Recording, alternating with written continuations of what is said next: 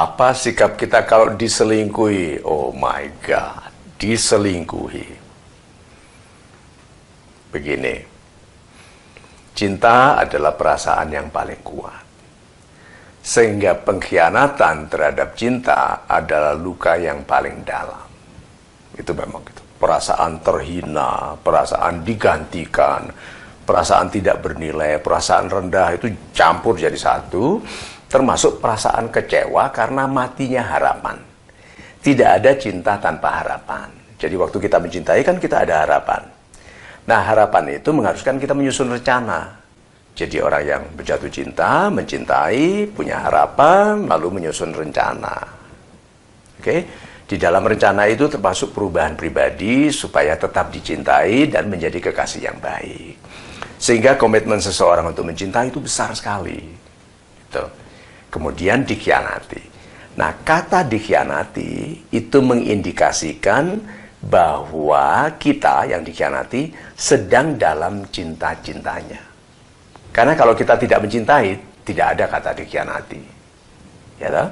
Nah, di dalam cinta itu ada kepercayaan. Karena kita tidak bisa.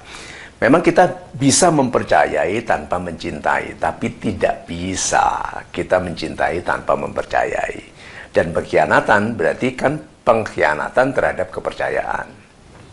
Nah, bagaimana kalau kita yang dikhianati? Satu, marah. Marah sekali. Oke, dendam kesumat gitu.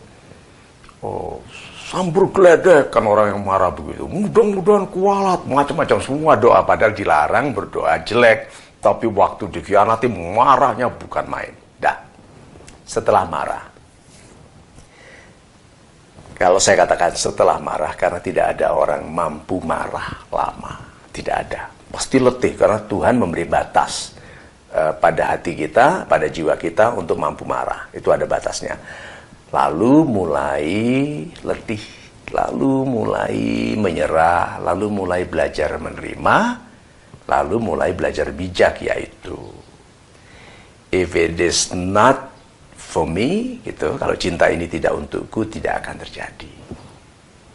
Lalu mulai mudah-mudahan menyerap ke dalam diri kita, meresap kebijakan bahwa ini bukan perilaku manusia. Mudah-mudahan kebijakan itu datang. Ini perilaku Tuhan. Bilang, kok Tuhan kejam sekali memisahkan. Kan Tuhan kau kira kejam karena kau tidak mengerti maksud Tuhan. Kan tidak ada yang terjadi kecuali diniatkan bagi kebaikan. Nah, orang yang amat sangat Anda cintai ini berkhianat, pikirkan ini, untung dia berkhianat sekarang. Coba nanti, setelah nama besar Anda bangun, dan nama besar ini terikat dengan namanya, lalu dia berkhianat. Setelah Anda membangun kesejahteraan, kekayaan besar yang juga terikat nama dia. Coba. Atau membangun keluarga dengan anak-anak yang baik, yang terikat dengan nama dia, lalu berpisah. Jadi, kalau dikhianati, lebih baik dikhianati sekarang daripada nanti. Tuh, lihat. Kan bijak sekali kita jadinya. Sebagai anak muda, kalau dikhianati kita bilang, terima kasih Tuhan, memang ini pedih sekali. Tetapi lebih baik sekarang pedihnya daripada nanti. Itu.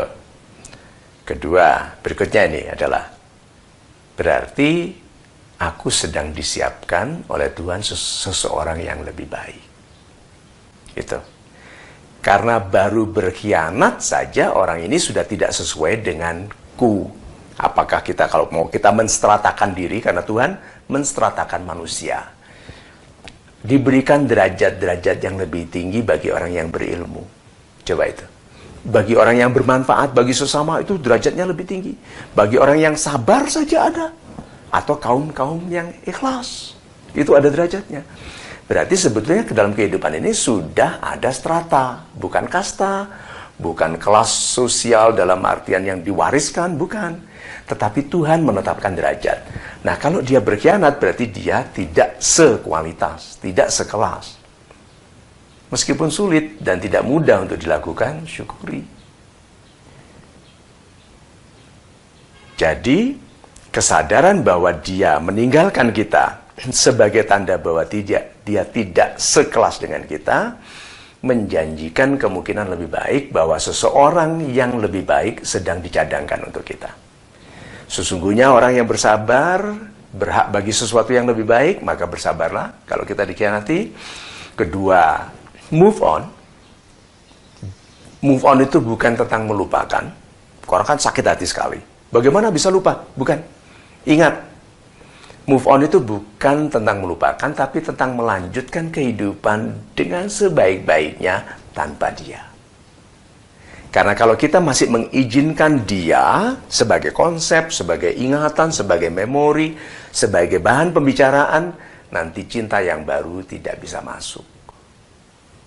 Jadi kalau dikhianati, langkah besarnya izinkan bereaksi dulu terhadap keburukan ini. Jangan bereaksi terlalu buruk, tetapi bereaksi dulu sebagai ungkapan kekesalan atau apapun sebagai manusia.